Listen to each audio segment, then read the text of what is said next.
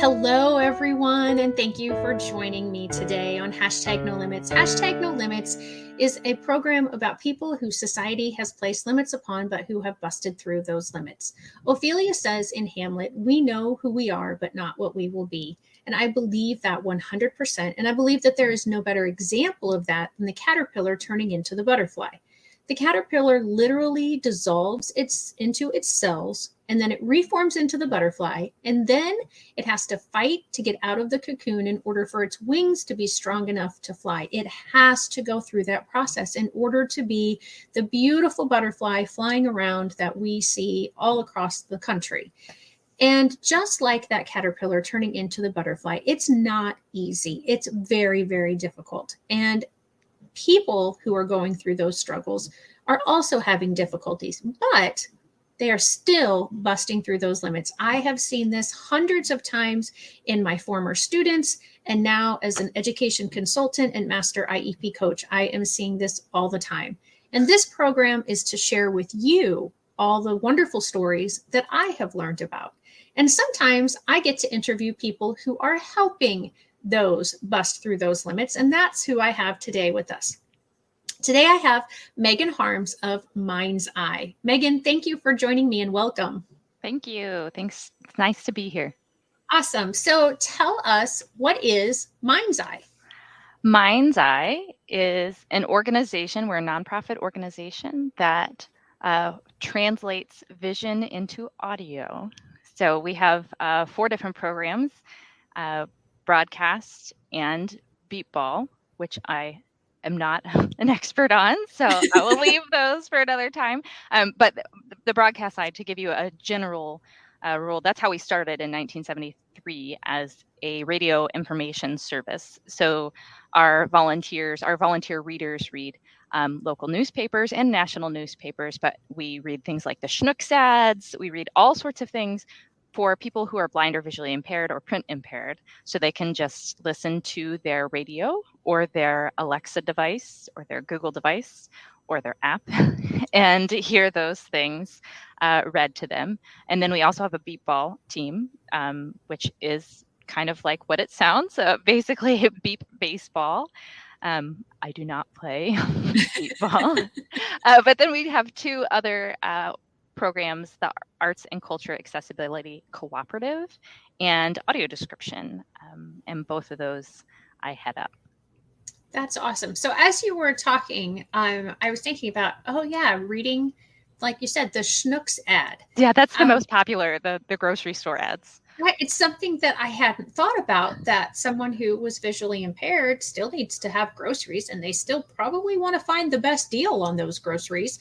And I hadn't even thought about the fact that they wouldn't have access to seeing what was on sale, except for this wonderful program that you all are doing there at Mind's Eye. And I always forget to tell the listeners this. If you are watching live, let us know, #live. If you're watching on the replay, let me know, #replay.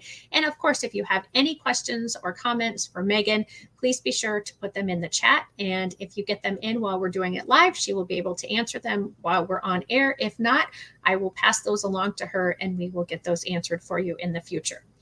Awesome. Okay, so back to, I always forget the businessy side of stuff because I'm always so excited and I just want to know what's going on with my guests. So when I came across Mind's Eye, the beatball was something that was talked about.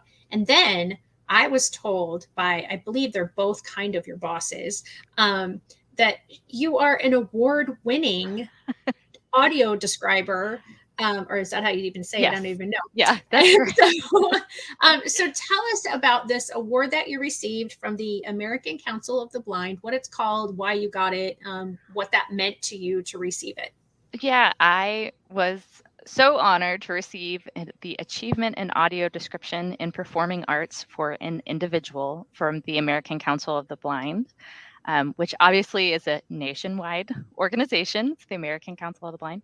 And there are only, I think, 7 or 9 total awards given out per year. And those are for an individual, for an organization, for media, international, that sort of thing. So it's a very small group of people that receive these awards every year. And so I was really shocked because, we're here in the St. Louis area and we're a very small organization. I always say I'm the head of the audio description department size 1. I am the head and the tail and of the the whole audio department. I'm the whole department of the audio description department. So it was really exciting that little old me would be recognized, especially here in the Midwest. There's not a lot of audio description, particularly in the St. Louis area. And I guess maybe I should say what audio description kind of is, maybe explain that a little bit more. That might be helpful, yes. So audio description, again, back to the beginning, translating vision into audio. We go to lots of different places, primarily live theater, but live theater, sporting events, lectures, museums, the eclipse, basically anything where there is visual information that's not presented that we can share with people who are blind or visually impaired. So I would go into the theater, I would wear a headset similar to this and talk into a microphone directly into a transmitter that goes out to people in the theater, the same theater that I'm in, wearing headsets that will listen to what I'm saying. So basically I'm telling them about costumes and sets and action that's happening on stage, facial expressions. Basically, I say what I see. So anything that I can see that is helpful that they are not getting, that's what we do. So, okay, as I'm thinking about, a person who is sighted, my brain is processing that information at the same time it's processing what I'm hearing. Yes. So I think for myself, there has to be a skill developed for the listener, Yes.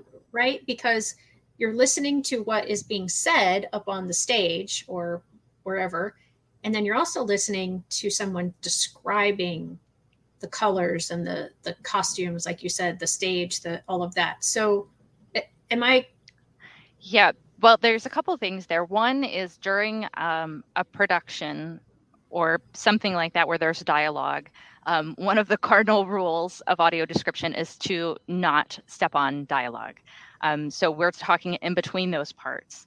However, yes, there is a skill there because you're listening to the actor say a line and then me say something, she turns and looks at him and then an actor. So you have to process all of this information. And one thing I think it's hard for sighted people to remember is that sight is simultaneous. You're seeing 100 things at one time and you're comprehending, the costume that she's wearing, the look on her face, the guy getting a gun in the background and the set changing behind them.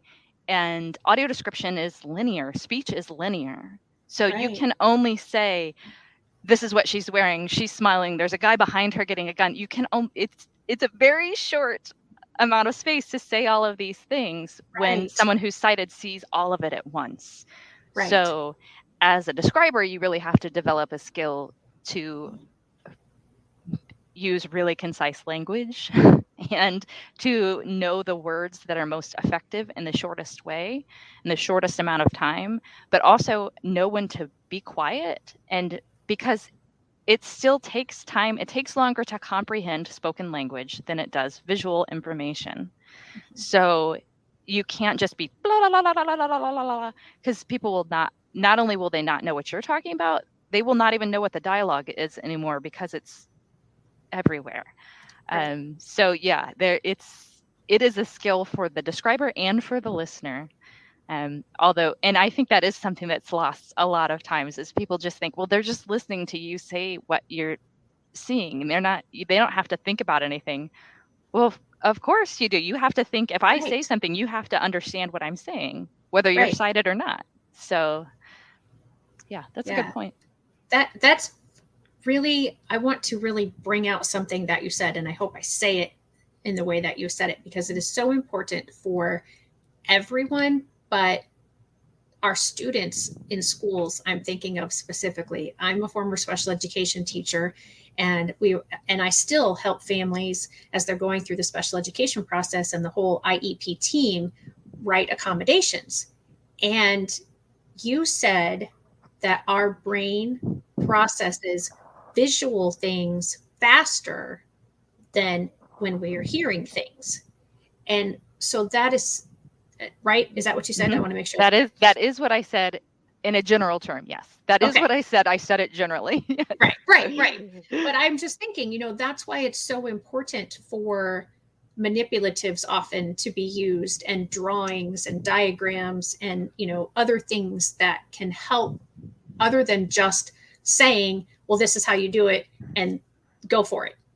Yeah. And actually, that's a really good point, because audio description is not just for people who are blind and visually impaired. We also always say, or for people who do not process vision as quickly as they do other things, because it could be people use audio description who have had a traumatic brain injury.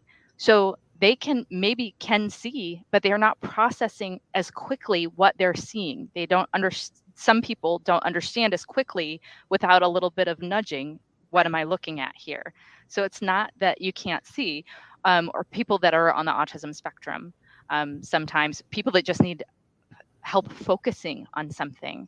So a lot of people use audio description who are not blind or visually impaired, but it's often for that same purpose. That as a general rule, most people do process vision quicker than they process the audio. So for anyone who doesn't process it in that quote unquote norm, audio description is useful. I love that you just did quote unquote norm, because I do that all the time. It's like, what is normal? Quote unquote normal. The normal this, the normal that. So I just love that. And I'm going to have to tell people that I just met Magan literally like 40 minutes ago. And so for her to do that is just, that's just so cool to me that I'm not the only one that does that, because really Absolutely what is not normal? But yeah, so that's really fascinating. So I know what I have you on here for is not what this question is about, but do you do programs for in schools, or is that something I'm going to talk to Jason about when I have Jason on? Well, I guess yes and no. I mean, we work with theaters who are doing things in schools. Okay. So like Metro Theater in particular, they do a lot of, well, they're a theater, but their theater productions are for everyone, but are often for kids. And so they have things like they did a production called Jacked, which was kind of a modern retelling of Jack and the Beanstalk. And so they were doing these virtual field trips, and we did audio description for their live performances before the pandemic, but these virtual field trips, we did the audio description for the field trips as well. So we pre-recorded it so that when they went into the schools virtually, that there was also this option. So we haven't ourselves gone into schools, but we've been a part of other organizations going into schools. Same thing with opera theater. St. Louis Shakespeare Festival, and opera theater. We did Pirates of Penzance. Same thing. That was their what would have been their touring company that goes into the schools. They did virtual field trips. So we did their audio description. So we were in the schools. They just didn't know it was us. Right. That is so awesome. Yeah. Okay. So I want to ask for a favor, and I'm not going to put you on the spot to do it right now. I want to give you a chance to think about if you want to do this, but I'm just sitting here thinking, for my listeners and my audience to kind of feel what your audience feels. Would you be willing, if I said, okay, now everybody just close your eyes, would you audio transcribe kind of what you're seeing? Because what you're seeing on your side is different than what I see on my side anyway. But is that something that you would be willing just to give a little bit? Sure. And actually, this is something that's interesting, because this comes up a lot in like Zoom meetings, and webinars and things like this, whether you describe yourself or you don't describe yourself. Sometimes people do, sometimes they don't. And sometimes it turns into, 20 minutes of, hi, I'm Bob. I'm wearing a gray shirt and I have gray, and you're like, oh my gosh, this is a meeting about like accounting. We don't, Right. That's boring enough. Oh, sorry. Yeah. And like the one person who is blind that's on this call is not going to memorize what every person is wearing in this meeting. But a lot of times I should have started off like this. My name is Megan. I am a woman in my early 40s. I have long gray hair. I'm in my dining room, so you can see my dining room curtains behind me that are cream colored. I'm wearing a purple dress that has sentence diagrams on it, believe it or not, and a heart-shaped necklace with a headset. And Shelly is on the other side of the screen, and she is also in her home. So behind her, you can see a shelf with some small knickknacks on it, and she has. I can only see to right below her shoulders, but I assume her hair is longer than that. Yes. And she's wearing glasses, and she's wearing possibly a black blazer. And we're on a split screen, and below is the text #No Limits with Megan Harms of Mind's Eye. So wow. There you go. So, and it really is, audio description is really different for different things. Like, for a meeting, like I just said, you would cut a lot of stuff short. Here's Shelly, here's Megan, here's, depending on what's important, versus a musical with a big dance number and lots of costumes and exciting things. We're doing a Cardinals game tonight. One of my favorite things to describe at the Cardinals game is what Fredbird is doing. So I got that feedback after my first game. Was the comment was maybe a little less Fredbird. Oh, okay, guys, I got it. But so you're describing very different things, but you are still describing your setting. This is where we're seated in the stadium. So this is the side. So when I say it's right in front of us, we're on the first baseline. Okay. So here are the uniforms. I also like to talk about Wainwright was pitching that night. Like he's wearing his high socks. So, this is what that looks like, versus something like a museum where you're just, you're probably literally standing in front of someone and walking place to place to place and looking at different things. So, audio description is one of those things where we say, oh, you just say what you see. It's really easy, which is such a misnomer, because there's a lot more to it than saying what you see, and everything is different. Every different thing that you can do is different, basically.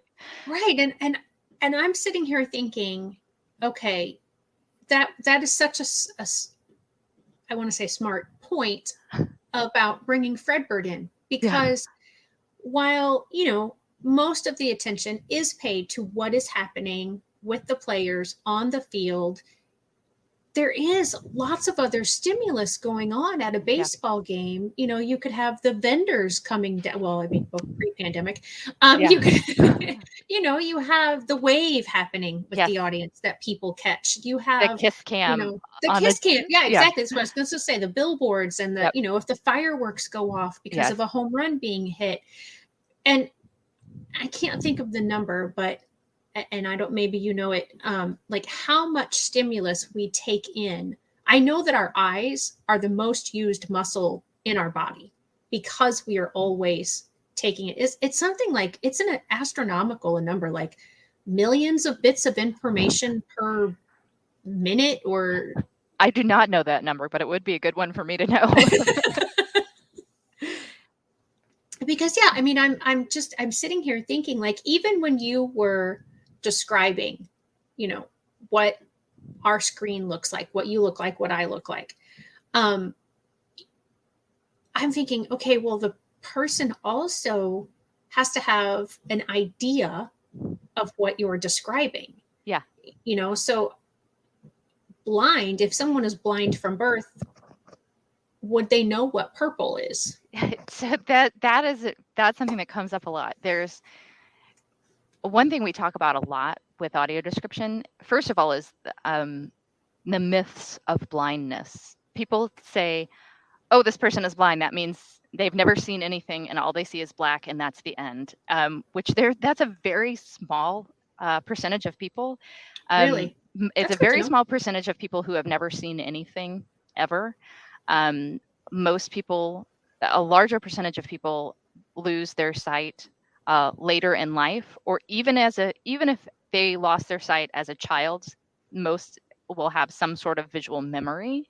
Okay. And a lot of people who are blind, and we say blind or visually impaired, although there is kind of a push in some areas to just say blind instead of visually impaired, because if you're blind, you're blind. If you have a visual impairment, if you are blind, meaning your vision is worse than 2200 without the ability to be corrected with glasses or anything else, Okay.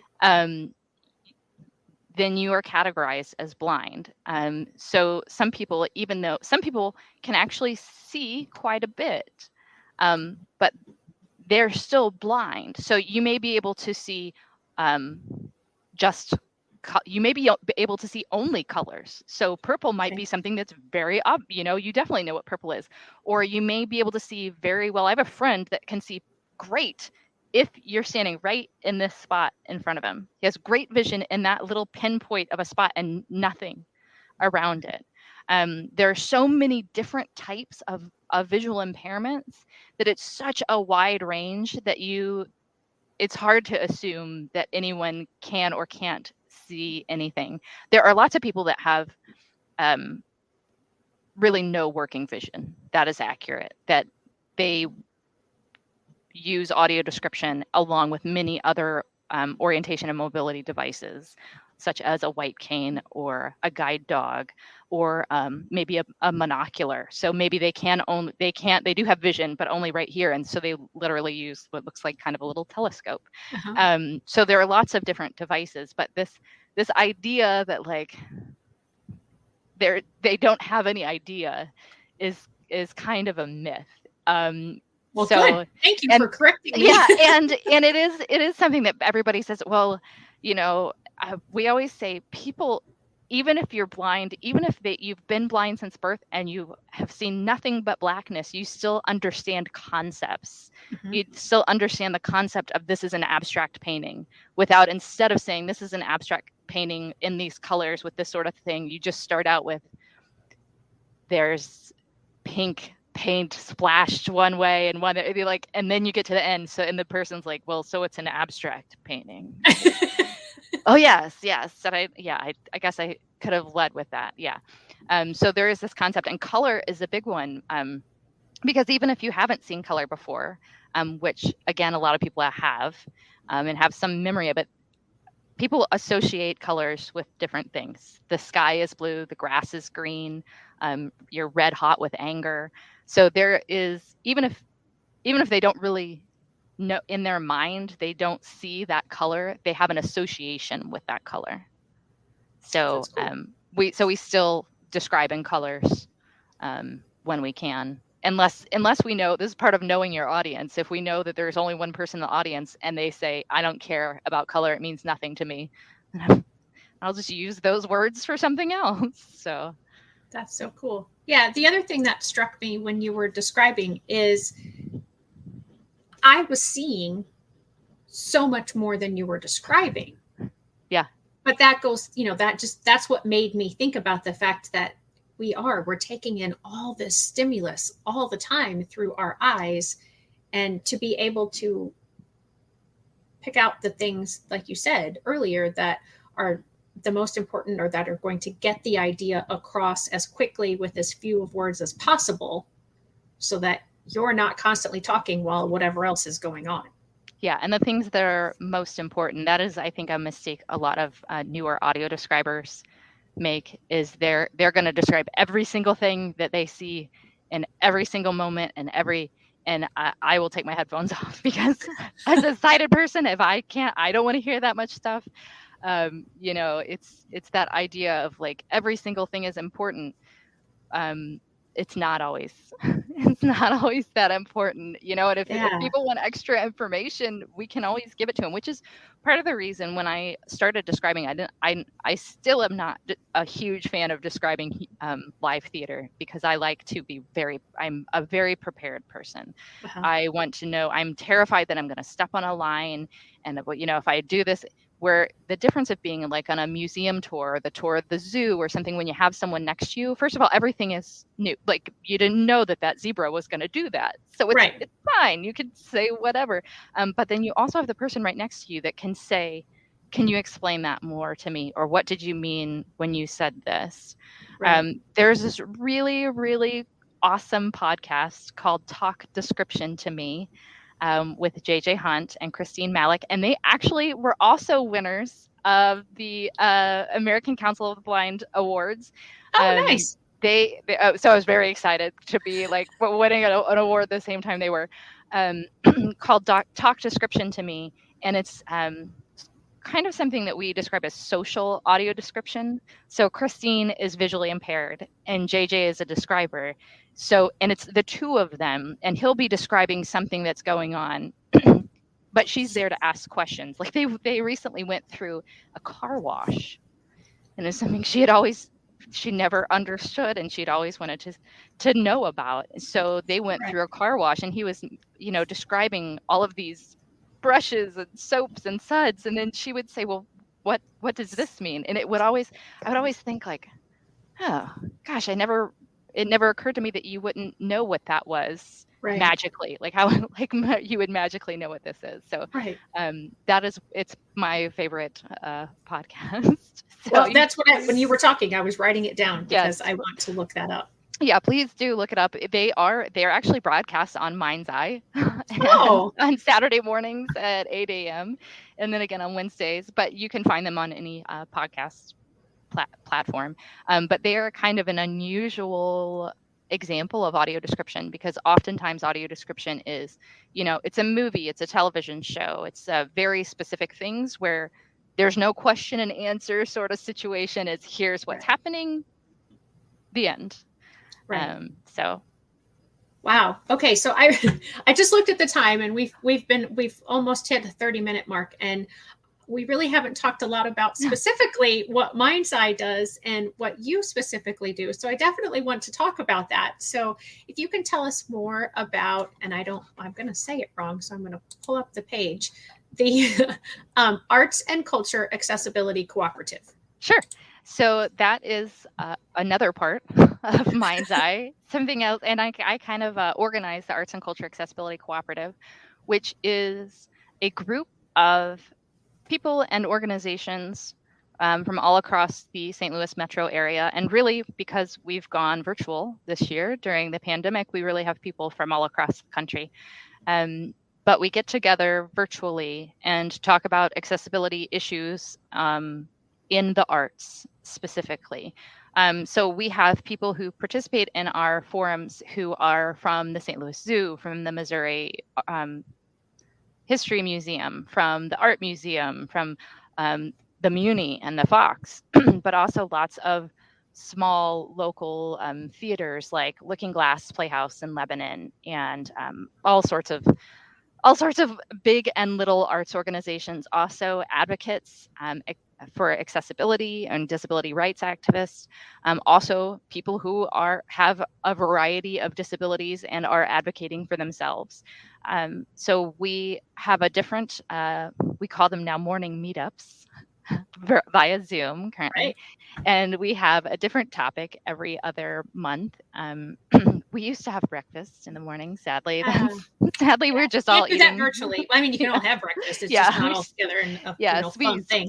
And we used to meet in a lot of those cultural places, the botanical garden or the zoo, and have those meetups and talk about accessibility. So we have one coming up this month on September 22nd. And this specific month, we're talking about accessibility in unique spaces.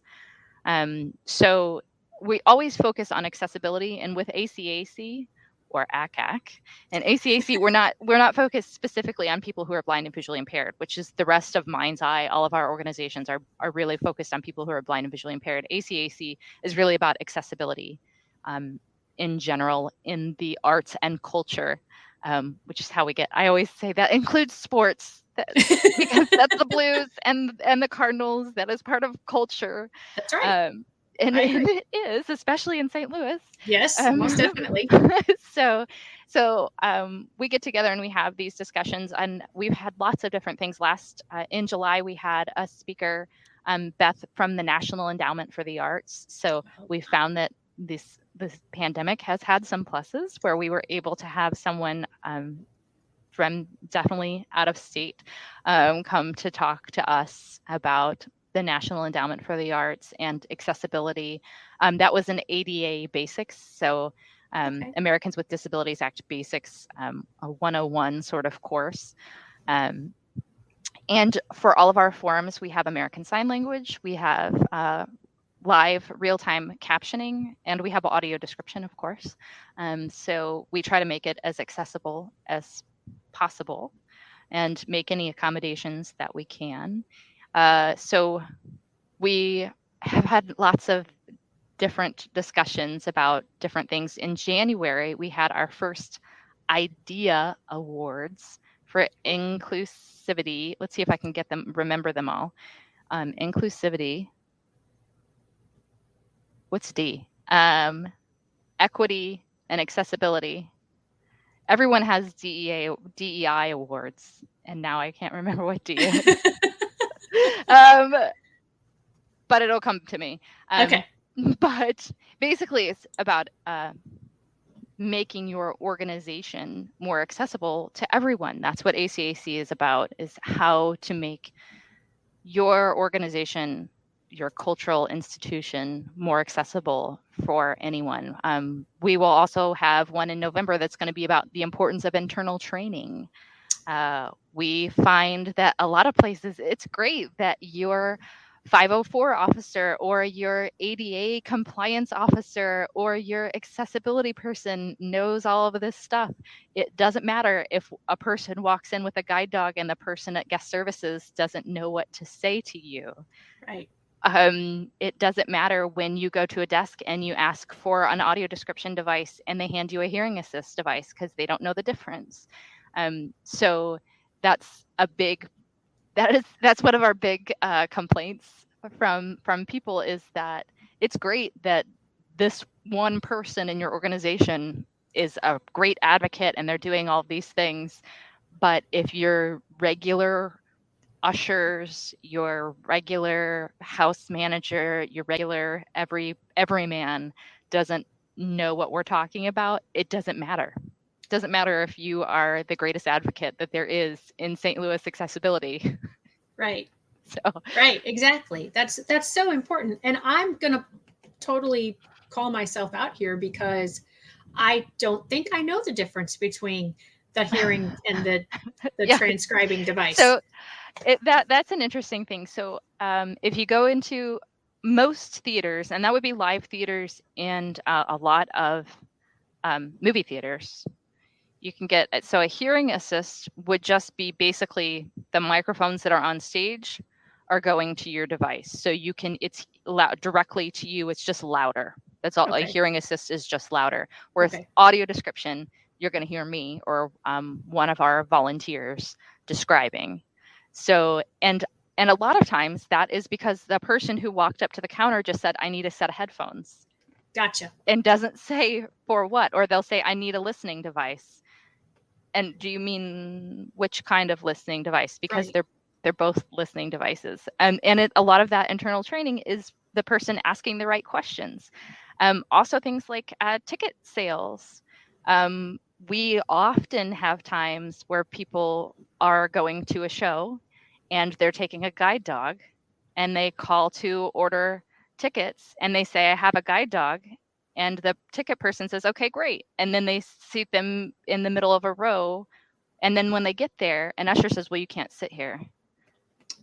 Oh. That's right. You're not asking the right questions. Right. If someone says, I will have a guide dog, the next line is, do you need to be in ADA seating, or will this work for you? How much room? Blah, blah, blah. Right. Versus, oh, whoa, well, now you're here and you've just traversed this whole theater to get here, to get to the Right. seat for somebody to tell you, no, you shouldn't, this is not where you can sit.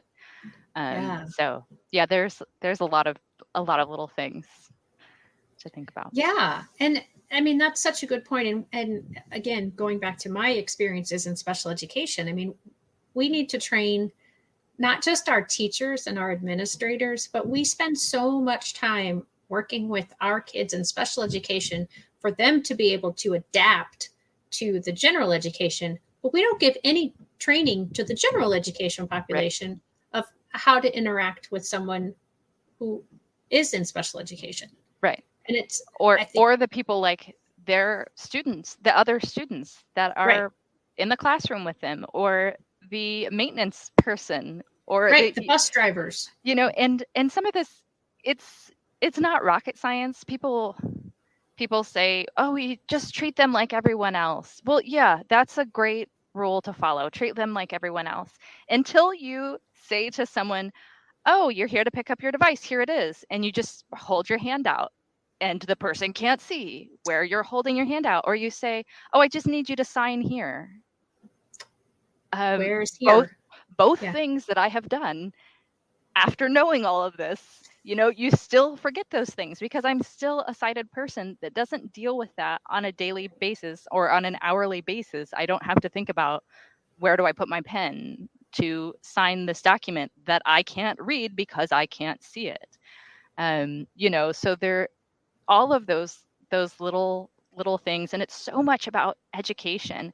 I know someone, kind of back to audio description, but both ACAC. I know an organization, and they were based in the UK. They had an audio description training, and it was for kids. And this just blew my mind, and I desperately want to do this. So look for Wow. this in the future. So they had a weekend audio description training, and these kids who were sighted learned how to audio describe. And then at the end of the weekend, they described a kids show, to kids who were blind and visually impaired. And a lot of them were siblings of people who were blind and visually impaired. They were classmates or friends.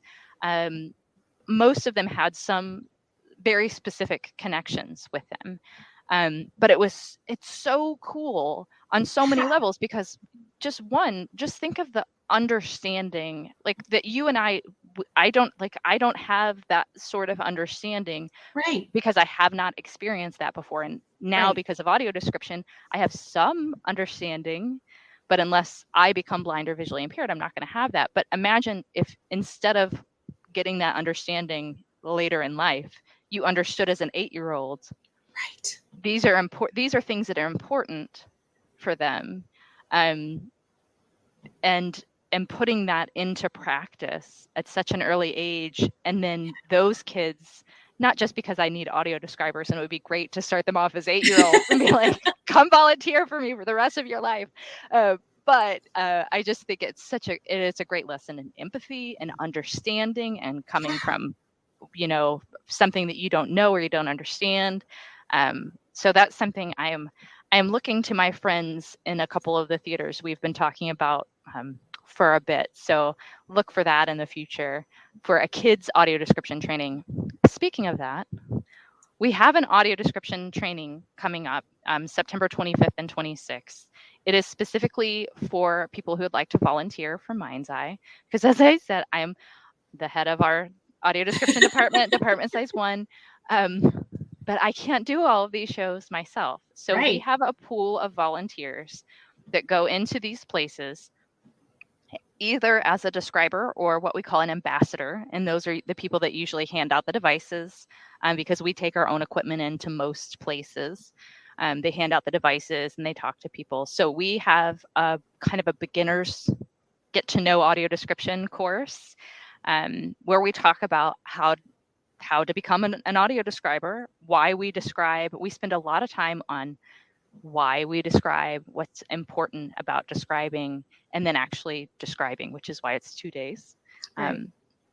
And then hopefully those people will become volunteers and they get to do all sorts of cool things. I was just thinking yesterday, I don't even know how many Cardinals games I've been to this year, because I've been describing them, Right. and Blues games, but also every Muni performance. We were at the Muni Mondays and Saturdays this year. So lots and lots of, if you like to go to the theater, you can go to lots of free shows that you Right. describe for us. All sorts of cool perks to being an audio describer. So it can definitely come train with me.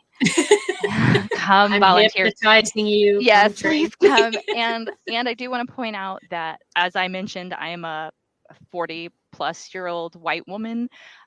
We are looking to diversify our team as much as possible.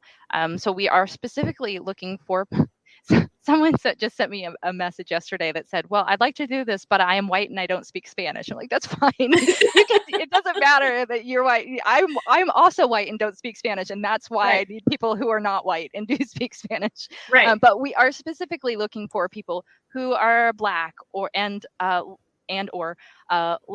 or Hispanic, people who are Jewish, people who are in the LGBTQ community, people specifically who speak Spanish and or speak Bosnian.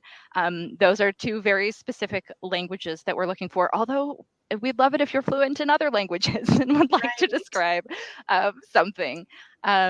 We're just looking to diversify because there are times, well, all the time representation matters. And there are times when I'm not a good representation. It's not a great representation for me to go to the Black rep. And sometimes I have described it the Black rep before, and it really depends on the show. When the show, but I was the only one who was available. So I was describing this show where a woman was talking about the importance of being a Black woman and what it was like. And here's me, the white girl, saying, and this is what her hair looks like. And this is, it just, it representation matters, even as the audio describer. So also, I didn't say this, Native Americans strongly, any tribe or nation, one of the coolest and hardest, probably the hardest thing I've ever described is we did the Washoe powwow. Which was, it was virtual this past year, and it was amazing, but I have no background. And it was I was spending hours and hours and hours just like looking at feathers. Like, what is this? And is it in her right hand or is it in her left hand? And it was, this things that you don't, not only that you don't know, that you have no depth of information on, because I don't have the background in the history. So it's so important to diversify. So if you fit into any of those categories, or if you're just a plain old white woman who doesn't speak Spanish, we will also take you. Or men also. So there's a couple of things that was a lot. There was a couple things no, that's fine. I didn't want to interrupt you because it was all very important to hear and for you to be able to say it. So you said that, like, at the Muni, you only had specific days. Yeah. And so I had already been thinking about this question prior to that, is how does someone know what days or what opportunities a place has for them in the audio transcription? That is a good question. I am going to correct you. Description. We talked about that. Yes. Description, because we are describing things. Right. Transcription would be writing. And as soon as I said transcription, I'm like, that's not right. Yeah. Description. So there are some places like the Muni, they have a very set schedule. We are there every Monday, every Saturday. So, and that's actually new this year. We used to only be there on Mondays. So they added Saturdays this year. So it doesn't matter what show it is. If it's a Monday or Saturday, we're going to be there. Other places are not quite like that. Places like the Rep, we're always there on a Thursday, but not every Thursday. So we encourage the places that we work with to always list audio description, not just bury it on the accessibility page somewhere on their website, but if you're looking at a list of dates, here are all your ticket dates, it says audio description right on that date. So, right where you would have sensory friendly or ASL audio description. We also post all of those things on our website, on our social media. I send out a lot of emails. If you're on our email list, send out a lot of emails with all of those things. So we try to get that information out as far in advance as possible. because a lot of places, let's face it, I mean, the Muni is the biggest theater in St. Louis. They have 11,000 seats. So as far as, you know, a straight out theater, they can have audio description more often than a lot of other places that may be running, especially during the pandemic, they may be running for a month and one day has audio description. So it's really important that people know that one day. We do encourage venues to try to have 2 days, and so there's enough and have enough time in between them so it can get around. Like I went to this show on this day and it's really great, and they're having it again next Thursday. So that would, you know, that's great. And that's another thing about internal training. So if someone calls your ticket office and says, what day are you having audio description? You don't say the day that you're having American Sign Language instead of the day that you have audio description. Right. Or, you know, say, I don't know, what is that? So all of those things are really important. The easiest way to know when we have something is to get on our email list so that I send you lots of emails about it. But we do have a variety of venues and locations, and there is no set rule of when and where that is. Okay. So what would be, I'm going to type this in as you tell it to me, what would be how the address to get on your email list? Sure. You could, and actually, if you are on our website. Oh, okay. I can do that. I can share that. There's actually there are a couple different things. So if you go up to audio, if you go up to audio description, get audio description. Okay. There. And then you can actually go over to upcoming events. There's a calendar there. We have this little trick that is a join our mailing list. Here's one thing that you could do, and you can type in the chat. They could email me. Okay. At mharms@mindseyeradio.org. mindseyeradio.org, you said? Yeah. Yep. And that'll get you on there. You can also go to our website. So let's make sure that I typed that in there. So you should be able to see it. Yep, that is accurate. Okay, good. So that way, in case it doesn't show up on the feed somewhere, at least it's in the video, and so people can see it there as well. And follow us on Facebook. Okay. And you have a Facebook page. So here is their website. It is mindseyeradio.org, just like the email address. And as you can see, they have lots of information here. There's a video that we did. That was actually from the Botanical Garden. Okay. We've been doing lots of virtual stuff during the pandemic as well. And one thing that you didn't mention, I know you said kids, but what is is there an age that you don't want? No. Okay. for volunteers or in general. No, the one thing that we do say is, because we have a lot of teenagers that ask about it, is that transportation can be a problem, because you're literally going out to venues. So you are going to the Muni, you are going to this place. Now, of course, we're not going to, we're asking you to volunteer somewhere. So we're not going to just assign you to go, out to St. Charles if you live somewhere else, Right. But that is usually, thank you. You found it. I knew you would find it eventually. I'm not going to stop looking. I've got to find it. I knew you would find it eventually. Mailing list. There it is. But transportation can be an issue, as long as what we're looking for is people that are reliable, that we can count on. And here is something I didn't mention that I should, about being specifically an audio description volunteer. And Jason, we have volunteers for other programs as well, and Jason can talk about those. But specifically for audio description, there is background work. We read the script in advance. We go to a preview in advance. We look at photos of costumes. We look at photos of sets. So it's not the sort of volunteer work where you show up 5 minutes before a show starts and then the show is over and you sign off on your 2 hours and you're done. There is background work. So I want to toss that out there. I don't want to scare anybody off. Not so much for an ambassador. An ambassador, you would show up, you're happy, hand out things and you're friendly and then you leave. But eventually, we want you to become a describer. And there it is. We especially like people who are writers, whatever your age is. We like people who have experience in theater. That does not mean you have to be an actor. It doesn't mean anything about acting, because we're not part of the show. We're not there to be a voice performer, which is why I always say writers are great audio describers, because they're the wordsmiths. They're the ones that can come up with the best words. People who are great at improv, which I am not. I'm not at all.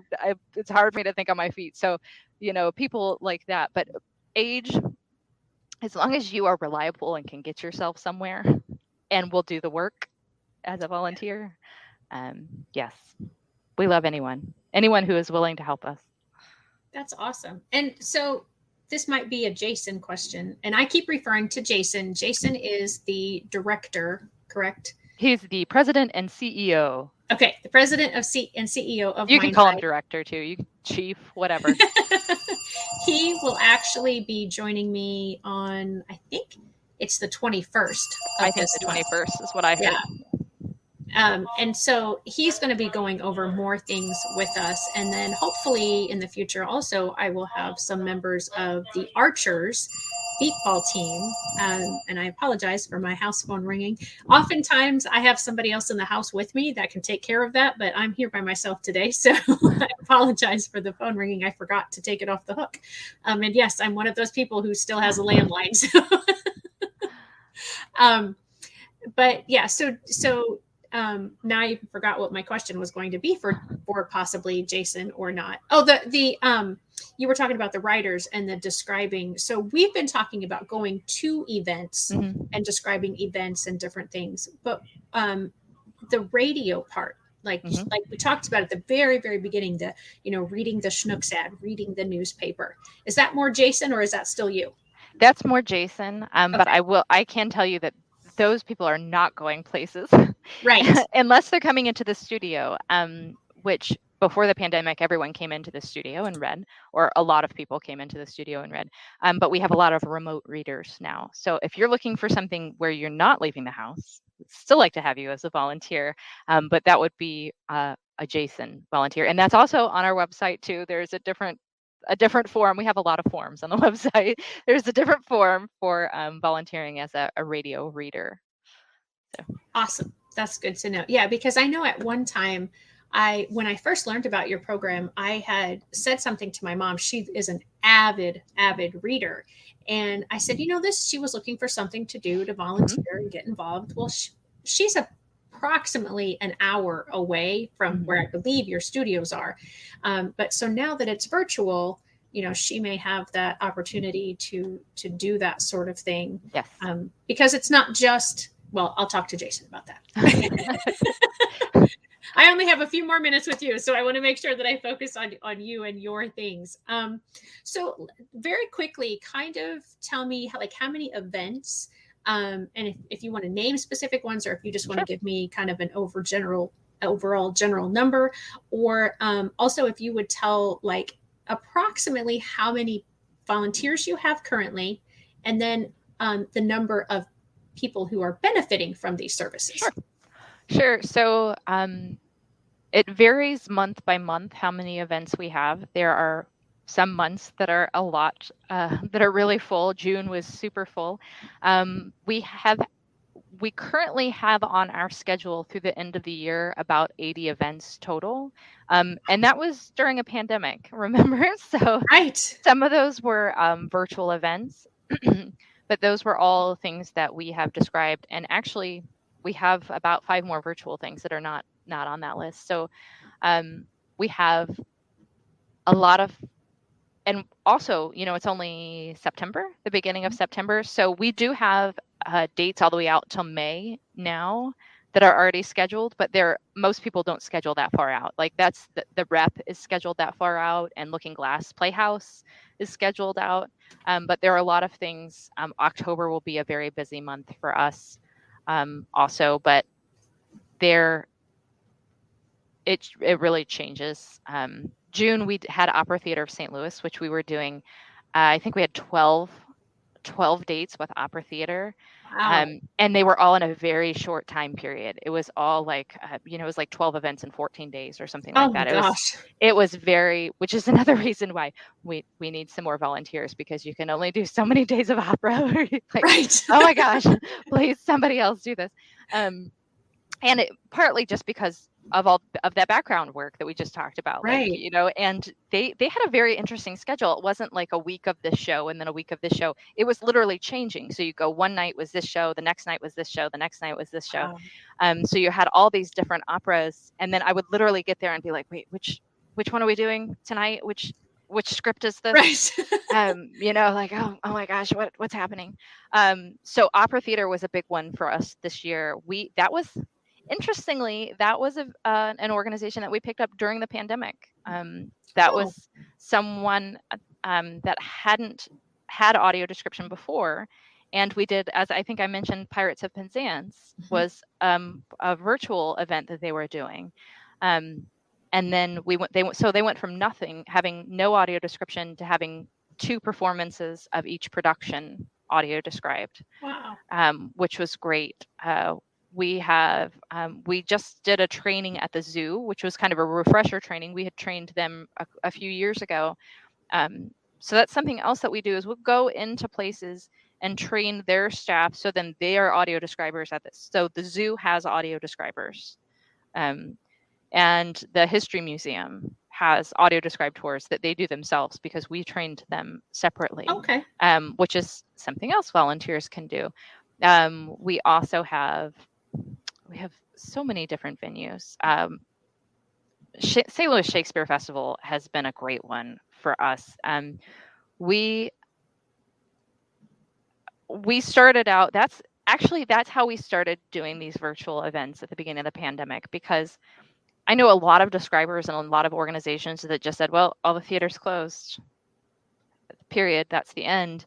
And I have a background in describing virtually. I'm a contractor for a company called 3Play Media. So we do movies and television and things like that. So I thought, well, there's no reason that we can't do that. These people are putting it out there. So I contact St. Louis Shakespeare Festival was doing Cymbeline, and they had recorded it literally the last day. We're going into lockdown tomorrow. This is a production that we have ready that was supposed to be going out to schools. We're recording it. And it was online, and I just called them up and said, hey, do you mind if I describe this? And they said, okay.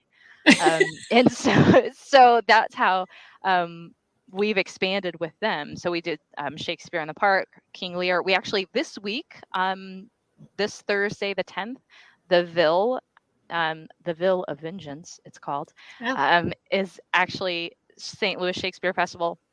They're still going to be outdoors, but they're going to be outside the Annie Malone home. So that's something that we'll be doing. Some other new venues for us this year: Stages St. Louis at the Kirkwood Performing Arts Center. We just did Always Patsy Cline, and we have Jersey Boys coming up. Nice. Moonstone Theater is new for us. One of the big ones that people ask about all the time is Circus Flora. We'll have at least one date, a couple dates maybe with them. The Rep. So lots of the Fox. We have 4 dates at the Fox right now, I think. So lots of theater coming up. Awesome. So you're very busy. Yes, and you ask about how many volunteers. We have a pool of about 20 volunteers specifically for audio description. Not a lot of those are describers. Some of those are ambassadors. Some of those, but we need all sorts of volunteers. Some of those are people that after training said, I don't think this is really for me, but I still want to help. And so they might be people that I send a written script to, and they just read over it and edit it, or they do voiceover work. So we'll write a script and then they'll actually do the voice for it. We've also done some things that are not localish. I just completed something for Cranard Art Museum in Champaign. For an exhibit called Crip, which is doesn't open till the end of this month. But so those were art videos. So cool. that was a difficult one. But we've been doing stuff kind of because of the pandemic. Silver lining is we have been doing stuff kind of everywhere. We were at the Mead Museum in Massachusetts and Wow. doing all sorts of things kind of everywhere. So people who are interested in audio description have a lot of opportunities to get to know us. That is so cool. I have so much enjoyed our conversation today, and I could sit and learn from you for a much longer period of time. However, we do have to close. And I can't thank you enough, Megan, and what you all are doing at Mind's Eye in your two departments sounds absolutely incredible. I'm so looking forward to talking to Jason, and I hope that we get to have the Archers on at some point because learning about visually impaired and blind people playing baseball is definitely a limit that I had in my own mind for blind and visually impaired. And so I'm happy to have that limit busted through in my own mind. And just very quickly, last little, is there anything else that you wanted to get out there today that we didn't cover? No, just even if you think that you would not be a good audio describer, check us out. Or even if you think that your organization is too small or too big to be a part of the Arts and Culture Accessibility Cooperative, or you're not part of an organization, it doesn't really matter. Sorry, my phone is ringing. Just look us up and find us. There is also our Arts and Culture Accessibility Cooperative also has a Facebook group, and you can find this on Facebook same way. Find Mind's Eye, you'll find ACAC. Awesome. And thank you so much for having me. Absolutely. It's been a true pleasure. I so very much appreciate you and all that you're doing again. And thank you, everyone who was watching and who watches this on the replay. Let us know what you think. Make sure that you give it a thumbs up or you subscribe if you're watching on YouTube or you like this to watch more videos. If you're a baseball fan, you want to make sure that you're getting on when I'm talking to their beat ball team, or even if I don't get the team, but I'm talking to Jason about it, you're going to want to watch and be aware of what's happening out there. So thanks, everybody. Have a great day.